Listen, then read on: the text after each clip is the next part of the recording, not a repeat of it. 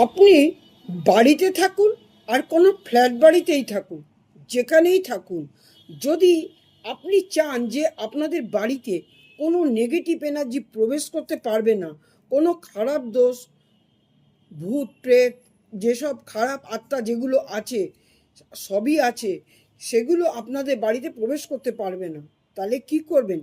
বাড়িতে ঢোকার মুখে ডান দিকে টবেও লাগাতে পারেন, মাটিতেও লাগাতে পারেন, সাদা আকন্দ ফুলের একটা গাছ লাগিয়ে দিন।